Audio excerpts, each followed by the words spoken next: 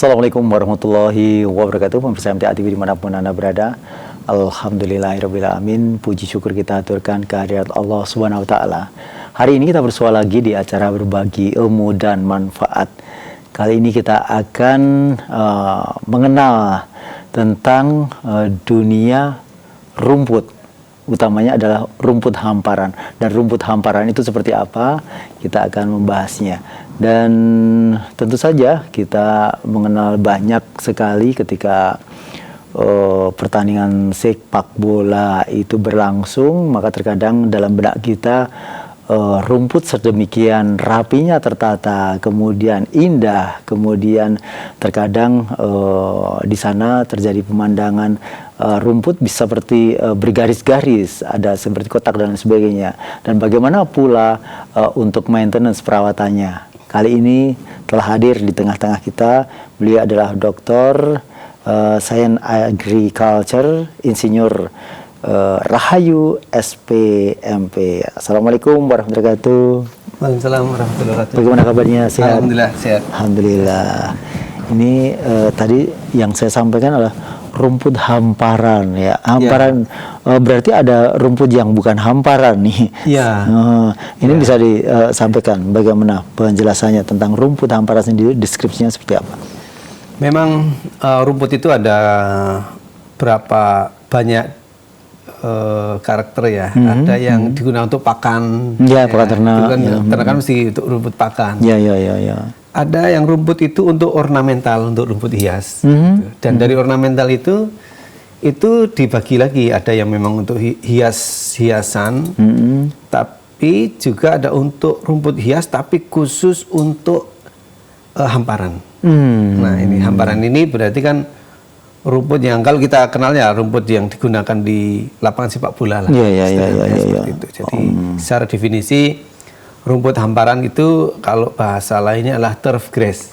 Turf grass. Nah, ini memang belum banyak diangkat sih di Indonesia tentang turf grass itu. Nah, kalau kita bicara turf grass itu adalah rumput yang dia itu tumbuhnya pendek, tidak tinggi, tumbuhnya pendek.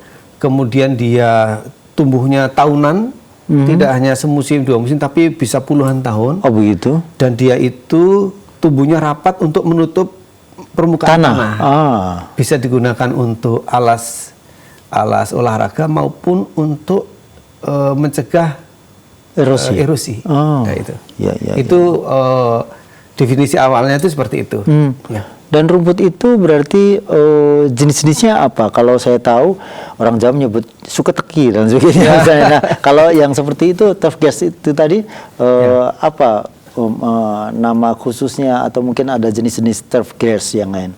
Ya, memang kalau misalnya pakan itu kan rumput gajah itu ya. Nah, ada rumput yang memang pengganggu, baik pengganggu terhadap rumput hias maupun pengganggu terhadap sawah, itu adalah rumput teki. Rumput teki itu memang rumput untuk dia itu memang pengganggu. Nah, kalau turf grass ini rumput yang memang khusus tumbuhnya tidak tinggi, dia menjalar ke kiri kanan dan menutup rapat permukaan tanah dan dia untuk hiasan. Nah, ini banyak sekali macamnya. Kalau di kita ada macam misalnya contoh ini turf grass. Ini. Oh, ini masih coba mohon di-share yang paling bawah, Yang paling bawah ya. Ditampilkan yang paling bawah yang tentang gambar lapangan. Ya. Ini penelitiannya ya, ke bawahnya lagi. Ya, ini. Ini adalah contoh rumput hamparan. Ini rumput hamparan di Manahan nih tahun ini. Bisa seperti itu. Dan rumput saya bisa sebutkan yang sudah populer dan yang potensi untuk dikembangkan tapi belum dibisniskan. Saya buka di sini aja, siapa tahu nanti ada yang mau explore dan dibisniskan itu ya. Rumput yang ditayangkan di sini ini adalah rumput Zoysia japonica. Rumput Zoysia japonica. Ini kita gunakan di Manahan, di Surabaya, Gelora Bung Tomo, dan kalau di kita di Bali juga menggunakan ini. Kalau di kita yang selain Manahan yang dekat kita adalah misalnya saya gunakan di halaman kampus UNS. Kemudian juga kita gunakan di alun-alun Karanganyar. Ya. Dan juga yang paling penting adalah kita gunakan di pondok kita. Ya Di Allah, pondok ya. kita, pondok MTA di Mojogedang. Nah, ini kita gunakan rumput yang sama dengan yang di ini rumput di pondok kita. Ini saya nanam 2 tahun atau 3 tahun yang lalu ya. Seperti itu. Ini itu seperti itu. Ini ada jenis Joycia. Ada rumput yang nama lain yang selama ini digunakan menjadi gulma di lahan pertanian, yaitu rumput gerinting. Rumput gerinting ini sebenarnya kalau dirawat dengan baik, dicari karakter yang rapat gitu, kemudian dirawat dengan baik, dia juga bisa menjadi hamparan yang bagus. Nah itu, ada rumput gerinting. Ada rumput sekarang yang termasuk agak populer itu adalah rumput gajah mini. Nah, itu juga dijual tuh. Gajah mini itu dijual di mana-mana. Dan kalau di taman-taman itu sering ditanam gajah mini. Berapa bisa tinggi? Itu gajah mini tidak lebih dari 5 cm. Sekarakter dengan Joycia ini. Cuma dia daunnya lebar-lebar. Ya. Lebar-lebar. Tapi ada juga yang sering pasti di pasar-pasar bunga, pasar-pasar kembang, ya kayak seperti pasar Nongko atau di Juruk, itu pasti jual dan itu hampir semuanya di mana-mana ada. Itu adalah rumput Matrela. Orang mengatakan rumput Jepang. Itu salah satu karakter yang paling yang sudah populer. Populer. Ada rumput yang belum populer, perlu dieksplor di Indonesia. Ini banyak, saya menemukan tapi belum dieksplor. Contohnya adalah nama-nama Latin ya, karena saya kurang begitu tahu nama lokalnya karena saya hanya menemukan. Misalnya contoh adalah rumput di dataran tinggi di sekitar Dieng atau atas Tangmangu, itu banyak rumput yang belum digunakan. Itu namanya adalah rumput poa. Rumput poa ini kalau di dalam bahasa Latin poa annua. Poa annua itu menghampar sangat bagus di Dieng. Tapi dia hanya mau di daerah dingin. Itu namanya poa annua. Ada juga rumput yang sudah mulai banyak digunakan. Kalau kita ke Mekah dan Madinah, Mekah dan Madinah itu ada 2 jenis rumput nih yang populer di sana. Itu rumput steno. Stenotaprum. Nanti kalau misalnya teman-teman yang umroh atau haji gitu ya, kita pergi ke Tan'in, itu rumputnya rumput steno itu. Namanya steno. Dan kita Indonesia punya. Punya, cuma belum dikembangkan, masih liar ke sana kemari, belum ada yang jual. Belum ada jual, belum ada yang budidayakan. Ini menarik untuk saya teliti, sedang rencanakan saya teliti. Itu. Kemudian ada juga rumput yang kalau sekarang ini yang lebih populer ketika kemarin Piala Dunia. Itu namanya rumput paspalum. Dan paspalum ini juga sekarang digunakan di Saudi Arabia, di lapangan-lapangan Saudi Arabia, karena dia tahan garam, tahan air yang buruk, dan tahan panas. Kemarin kalau kita Piala Dunia Qatar gitu ya, yang memang itu nilai dakwahnya cukup bagus itu ya. Itu rumputnya namanya rumput Scissor paspalum. Dan sekarang kalau anda atau siapapun kita lihat misalnya ada berita Ronaldo dengan gaji per menit 100.000 atau berapa per juta gitu ya. Itu dia bermain di lapangan Saudi. Lapangan Saudi Arabia itu rumput yang digunakan adalah Scissor paspalum.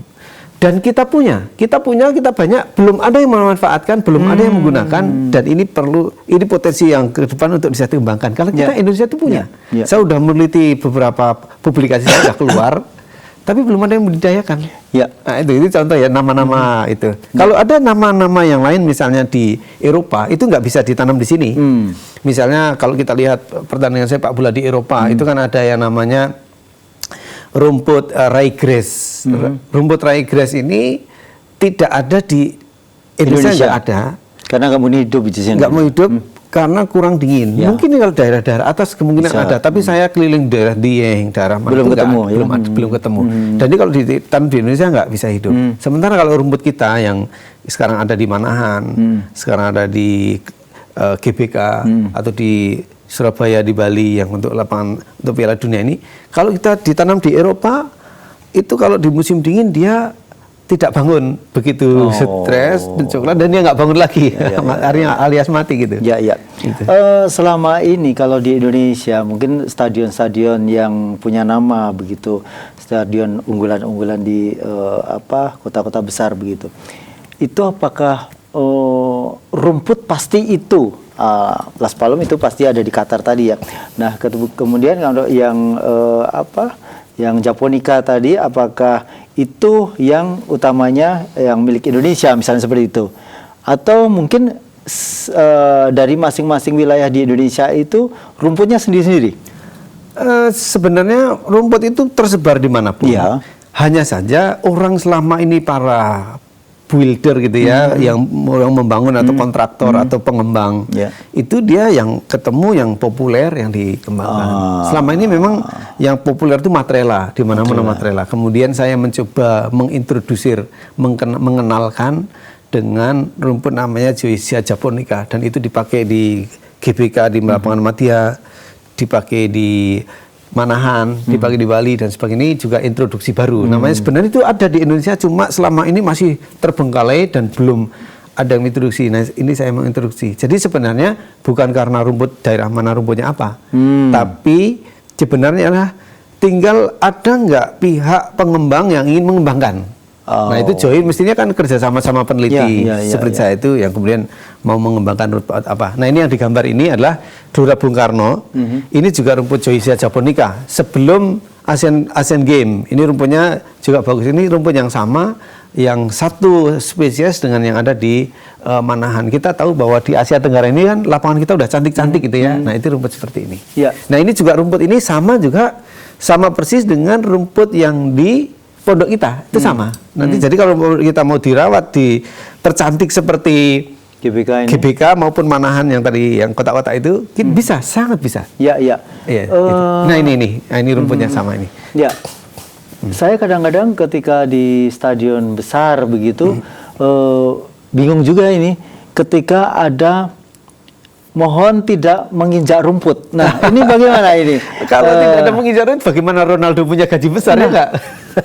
Tapi ternyata ketika waktu waktu kita peresmian dulu yang Silatnas itu juga tidak boleh menginjak rumput. Nah, ini sebenarnya penjelasannya seperti apa sebenarnya?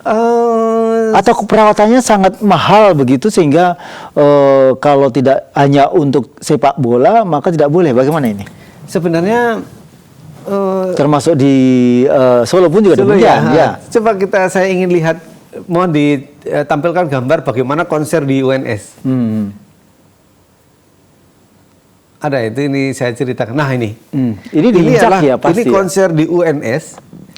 Kira-kira 2 minggu yang lalu. Ya. Waktu Disnatalis. Dan kan tanggal 11 Maret ya. Ya. Kan UNS kan Indonesia 11 Maret. Tanggal 11 Maret diinjak-injak orang ribuan. Ya. Kemudian slide selanjutnya, tolong mohon slide selanjutnya. Ya, slide selanjutnya. Nah, ini adalah hari ini. Hari ini sudah pulih lagi. Ya. Artinya sebenarnya rumput yang Zoysia japonica itu termasuk rumput yang sangat-sangat tahan diinjak. Cuma hanya saja kemungkinan ketika rumput jangan diinjak itu kan ingin saat tampil itu masih ternoda gitu aja, intinya gitu aja. Sebenarnya kalau saya misalnya ada taman jangan injak rumput, saya malah bertanya-tanya. Sebenarnya apa sih konsepnya gitu?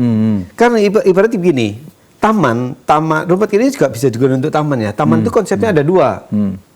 Ada konsep sebagai park, bahasa Inggrisnya park, dan ada konsep sebagai garden. Kalau garden itu adalah taman yang didesain indah untuk tampilan saja, dilihat saja. Itu namanya garden. Tapi kalau park itu taman didesain dengan indah, dan itu untuk diakses, tidak bisa diinjak-injak. Nah kalau kemudian jangan injak rumput, nampaknya dia nggak paham bahwa Ronaldo bergaji besar gitu kan, atau para pemain-pemain Maroko dan harus sebagainya. disuruh injak rumput. Gimana rumput tidak boleh diinjak? Nah, ini dia. Intinya cuma masalah tampil kapan gitu saja. Oke, baik. Gitu. Baik, pemirsa dimanapun Anda berada, hari ini Anda berkesempatan bertanya tentang rumput hamparan yang luar biasa. Kita pasti pingin banyak tahu. Karena kita baru lihat gambarnya saja yang bisa kotak-kotak kemudian berwarna-warni itu tadi. Bagaimana, apakah ini jenis yang warnanya lebih gelap atau tidak? Atau bagaimana, kita tentu saja bisa simak lagi setelah jeda pariwara berikut ini.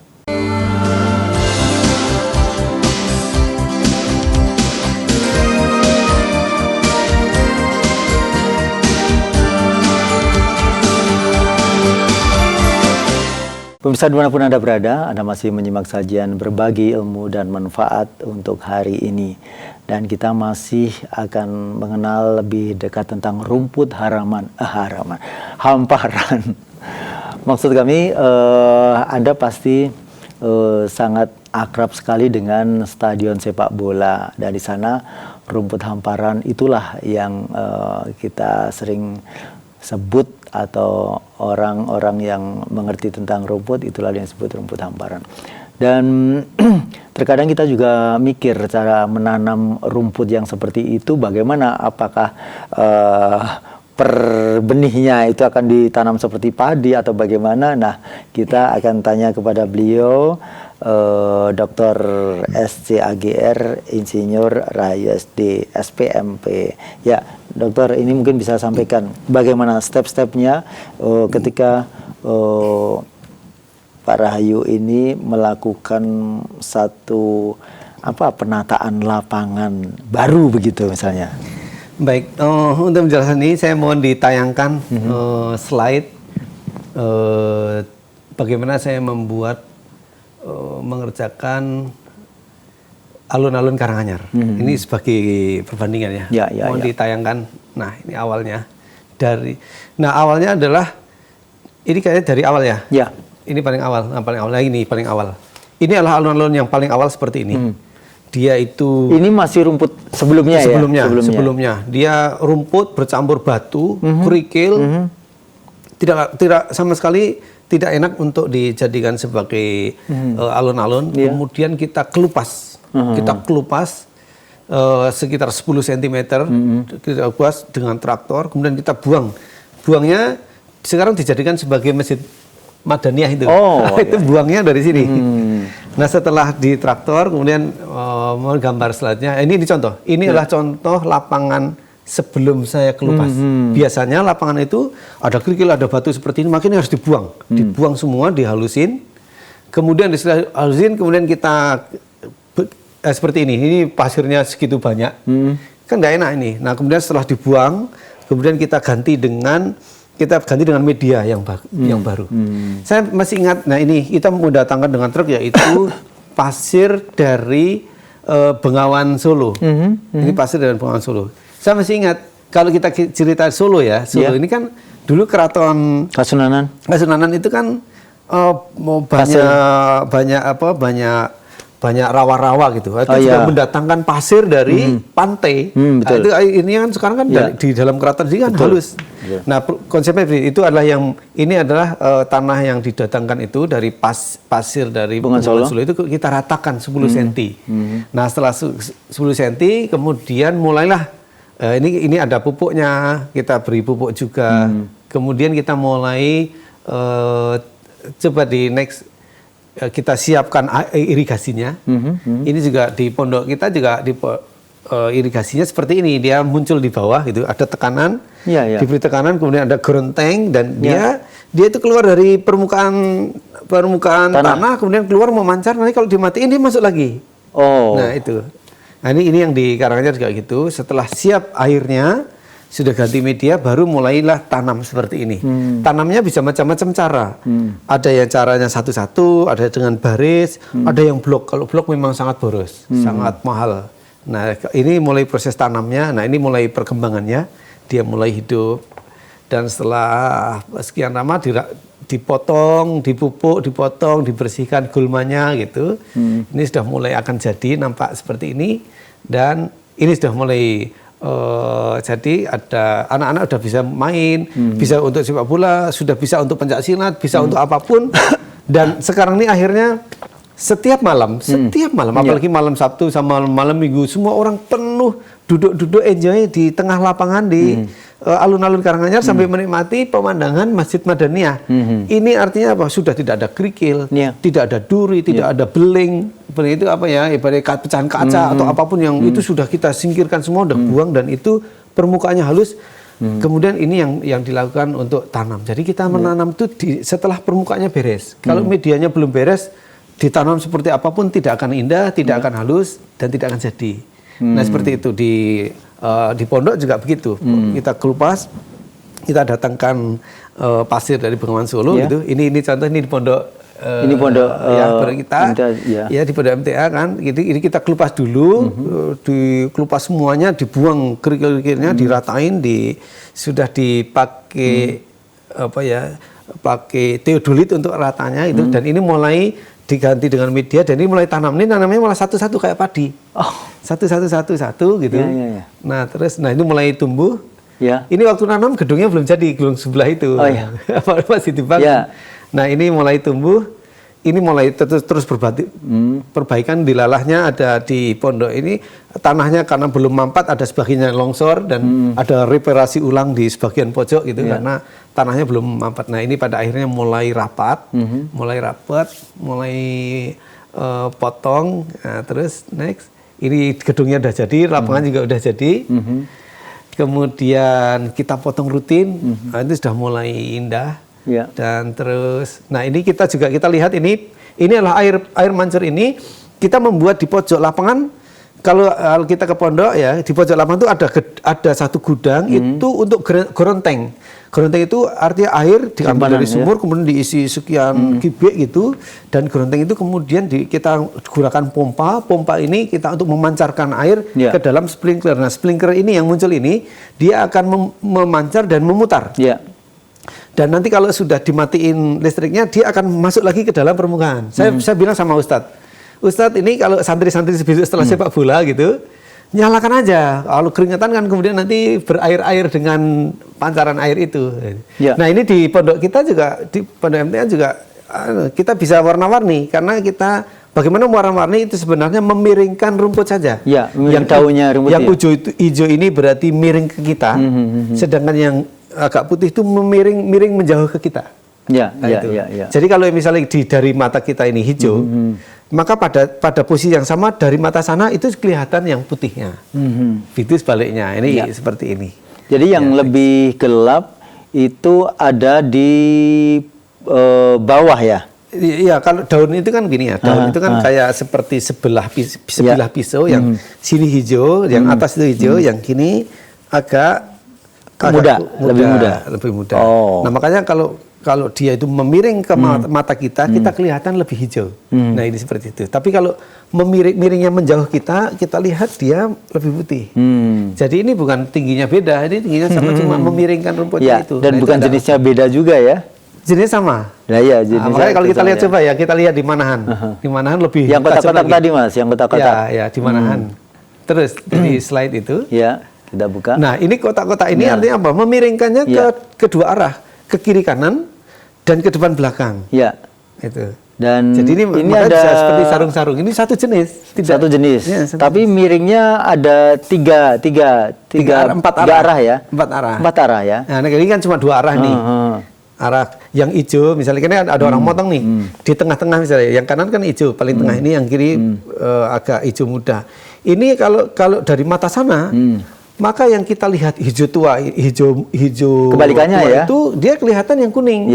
Dari kini yang kuning, dia ke sana kelihatan yang hijau. Seperti itu. Nah, ini baru memiring dua kali. Nah, kalau ini dimiringkan lagi, sudah seperti ini dimiringkan kiri kanan, dia akan dapat kotak-kotak. Mungkin orang seringkali melihat kok bisa seperti ini begitu. Dan ini memang pada kunci utamanya adalah bukan hanya jenis rumputnya. Tapi adalah konstruksi di awal kayak tadi misalnya kayak seperti alun-alun Karanganyar di pondok MTA dan sebagainya. Itu pondok MTA saya yang nanam. Saya nanam, saya yang bikin lapangan itu, dan alhamdulillah ya dalam waktu 5 bulan sudah bisa saya serahkan ke Ustadz Suprapto dan pengelola pondok. Ini sudah jadi, sudah siap digunakan. Nah, kalau ini blok-blok ini Kalau ini Pembibitan? riset saya, penelitian. Penelitian. Jadi rumput itu walaupun sama jenis Joycia japonica atau sama-sama Matrela, harus saya uji dulu mana yang layak siap untuk dilempar dan mana yang nggak layak. Kalau nggak layak, kita lapangan tidak mendapatkan lapangan yang rapat dan kalau diberi stripping warna-warni itu nggak akan jadi kalau ini nggak layak. Makanya harus melalui mekanisme uji mana yang sudah layak dan belum. Ini penelitian saya.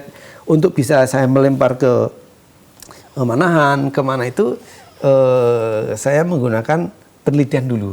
Ini berapa meteran itu kotak-kotak itu? Ini cuma sekitar 1,5 meteran. 1,5 meteran, tapi ini banyak karena ini ada sekitar 20-an karakter. Sama-sama rumputnya sama, misalnya sama-sama japonica atau sama-sama Matrela atau sama-sama apa. Tapi saya ingin terpilih harus melalui seleksi mana yang sudah siap, mana yang bagus dan mana tidak. Kan itu kan ada tidak asal jenis ini mesti sama, belum tentu. Wong padi aja ada padi Rojo Lele, ada padi Nampake, ada padi Impari dan seterusnya Mikungga macam-macam kan. Nah, rumput walaupun satu jenis tapi itu macam-macam baru. Ini yang sudah layak digunakan di lapangan, ini nggak layak meskipun sama-sama. Ini rumput Joycia japonica saya nemu, belum tentu. Karena harus melalui mekanisme seleksi yang sudah layak. Ada nilai, ada pemberi nilai namanya NTEP ya, nilai di dalam rumput itu kalau NTEP-nya di atas 7,5 sampai 9 itu bisa dilempar. Apanya yang dinilai itu kekuatannya atau ketahanannya dia hidup atau bagaimana? Yang dinilai itu pertama jelas warna visual. Kalau visualnya makin cantik, nilai makin tinggi. Tapi yang kedua selain visual nanti ada tingkat kerapatan. Kerapatan itu misalnya dalam 10 cm itu ada berapa cabang? Itu ada berapa batang yang tumbuh, berapa daun yang tumbuh. Kalau dia kurang dari 150 berarti jarang, dia nggak layak. Tapi kalau dia di atas 150 dia sudah layak. Kayak gitu. Ya. Kemudian selain kerapatan juga ini juga perakarannya, juga kecepatan tumbuh dan seterusnya banyak diuji dengan seperti itu. Yang intinya juga ketahanan injak. Kan ada yang diinjak langsung lemes, layu gitu atau lemes. Tapi kalau yang sudah teruji, ya kayak tadi di UNS itu digunakan diinjak ribuan orang konser dalam sekian hari pulih gitu. Lagi. Dan makanya nanti mau diinjak sekian ratus orang aja misalnya di lapangan pondok, ya siap, insya Allah siap, nggak apa-apa. Nanti dalam waktu seminggu 2 minggu diperbaiki, pulih, hidup lagi dengan karena memang rumput ini diinjak oleh truk aja nggak apa-apa, diinjak tank aja. Dulu di UNS ini untuk pameran militer diinjak tank, nggak apa-apa, ya rusak lah, tapi nanti pulih lagi gitu. Betul. Dan kemudian kalau di setiap lapangan itu ideal berapa sih tinggi rumput? Ya, kalau lapangan itu toleransi antara 2 cm kalau untuk sepak bola ya, 2 cm sampai 2,6. Biasanya pemain Eropa itu minta yang 2 cm. Lebih pendek. Karena lebih pendek karena dia bulannya cepat. Dia ingin cepat. Sebenarnya gini, kalau Indonesia itu kan bulannya nggak cepat apa, tapi otot. Kalau otot maka bulannya lambat, tapi ototnya kan kuat. Nah itu rumput diperpanjang nggak apa-apa. Gitu. Tapi kalau yang permainan tim sepak bola mainan tiki taka dia mesti akan minta dua atau kurang. Dia ingin mainnya cepat ya, larinya cepat juga gitu. Tidak terlalu masuk itu full sepatu gitu ya. Enggak begitu lelah bagi dia gitu. Sehingga kencang. Ya, kemudian kalau ini faktor tanahnya. Tanahnya itu ketika di sana lebih basah itu lebih baik atau sebaiknya kering atau bagaimana? Kalau faktor tanah itu kan gini, media tanaman untuk rumput itu bagusnya adalah pasir. Pasir. Tapi nggak boleh pasir murni, harus ada sekian persen tanahnya, sekitar 10% tanahnya, tapi 90% pasir. Itu juga tergantung kalau misalnya lapangan kayak GBK itu saya lebih suka memilih 10% tanahnya. Karena dia punya air yang banyak untuk nyiram. Karena kalau begitu pasirnya banyak, itu kalau hujan dia tidak akan tergenang tapi segera lari. Karena pasirnya banyak. Tapi kalau di lapangan kayak alun-alun atau lapangan selevel kabupaten yang tidak butuh air, digunakan untuk pertandingan saat hujan, atau kemudian dia itu tidak tersedia air yang banyak, saya akan memilih tanahnya lebih tinggi lagi proporsinya. Mungkin bisa 40 lebih atau apa, karena dia bisa menyimpan air, dia tidak butuh siraman yang tiap hari. Dan kalau hujan tidak ada orang bermain, kan gitu. Itu kan jadi tanahnya seperti apa. Tapi intinya kalau sudah seperti itu, maka setidaknya air itu sekitar 10% kadar air dari tanah itu sudah layak. Nah, itu makanya perlu penyiraman. Nah, kalau yang pasir nyiramnya tiap hari. Kalau Gelora Bung Karno ataupun kalau Manahan harus tiap hari karena dia menggunakan pasir. Tapi kalau lapangan-lapangan seperti lapangan pondok kita gitu, pondok ataupun di tempat lain, itu kalau disiram boleh jadi cuma 3 hari sekali, nggak apa-apa, gitu. Karena kita desain medianya, kita desain. Jadi salah satu kunci selain rumputnya juga desain medianya itu, Pak. Jenis tanah atau pasirnya berapa proporsinya, dan juga ketersediaan airnya, penggunaannya untuk apa. Ini tidak bisa semua dipukul rata. Gitu. Dan untuk rumput sendiri, apakah hanya butuh air tanpa ada pemupukan? Ada, butuh pemupukan. Pemupukan biasanya sekitar 5 atau 6 kali setahun. Untuk lapangan profesional seperti Manahan bisa 8 kali setahun gitu. Disemprot ya? Tebar. Oh, tebar. Bisa semprot ya tebar, tapi saya lebih cenderung rekomendasi tebar. Tapi kalau seperti di lapangan yang level jarang atau di pondok itu setahun setidaknya butuh 3 kali. Nanti saya misalnya rekomendasi ya, nanti di pondok MTA lapangannya dipupuk 3 kali. 3 kali itu ya setelah selesai hujan atau menjelang selesai hujan, kemudian di tengah kemarau, dan ini setahun 3 kali setidaknya. Itu dengan komposisi kalau satu lapangan ya butuh sekitar, ada ureanya, ada urea, ada KCL-nya, ada NPK ya sekitar 3 kintal lah per sekali mupuk gitu. Itu butuh dipupuk 3 kali. Ya. Nah kalau bisa 4 kali lebih bagus. Gitu. Ada butuh pupuk karena dia kan makhluk hidup yang butuh makanan. Ya kan? Benar. Dan untuk stadion atau lapangan itu sendiri, bagaimana ketika kita akan mengawali seperti tadi harus pengerukan dan tanah kerikil dan lain sebagainya, itu butuh biaya berapa untuk ukuran seperti di Karanganyar, alunan Karanganyar gitu? Itu relatif kalau kan tinggal mau high class atau middle class atau low class ya. Apa hubungannya ini? Kalau high class itu seperti apa? Kemudian yang contoh misalnya high class itu misalnya adalah Manahan. Nah, Manahan kan sudah high class, penggunaannya super tinggi, maka dia membutuhkan pasir dan konstruksi di bawahnya itu 0,5 meter. Ada pasir, ada kerikil, ada jalur irigasi, drainase, itu menjadi sangat mahal. Itu mungkin sudah di atas 1,5 sampai 2 miliar untuk konstruksi. Kalau rumputnya sendiri tidak nyampe lah, 0,5 miliar nggak nyampe ya. Tapi konstruksi di bawahnya lebih mahal. Ya.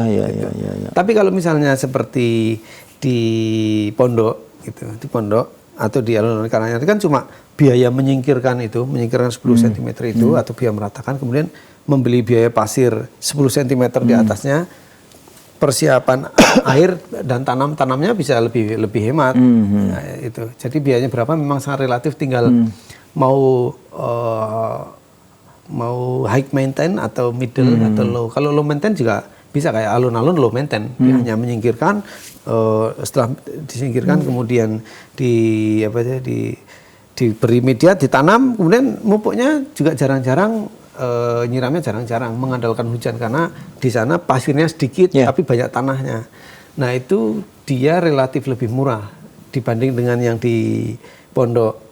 Yang di pondok mungkin lebih murah dibanding yang di level kabupaten misalnya. Nah, tapi di pondok itu sudah bagus loh. Itu sudah level kabupaten tuh. Saya saya kan diskusi banyak ya. Itu juga itu tidak saya desain dengan low maintain, itu sudah middle itu. Sudah middle area. Kalau dirawat dengan baik itu sudah cakep. Meskipun kalau hujan ya jangan digunakan untuk permainan, padat-padat nanti akan nggak rata. Iya, begitu ya. Aja. Tapi kalau yang di Manahan mau hujan seperti apa dimainkan dan nggak masalah. Memang penyewa banyak, ya itu kita menggunakan high class ya itu memang biayanya semuanya mahal. Oh, di situ bedanya Kita ya. tinggal Tidak diperuntukannya seperti apa. Harga-harga juga nanti akan menyesuaikan jumlah tenaga, jumlah pasir, jumlah ini memang tinggal user itu mau seperti apa gitu, kayak gimana baru kita diskusikan. Oh, kalau level ini berarti Bapak butuhnya ini biayanya sekian, ini baru diskusi. Kalau ketika rumput itu semua sudah seragam semuanya dan jadi, apakah ada kemungkinan rumput lain yang pengganggu itu masuk juga? Ya, ada kan ada burung yang membawa, ada angin yang membawa biji terbang, kondisi tumbuh, tetap ada. Dan itu biasanya akan kelihatan setelah berapa lama rumput-rumput lain itu? Itu sebenarnya bisa setelah tanam, misalnya 3 bulan setelah tanam dan sebagainya, sebenarnya udah muncul.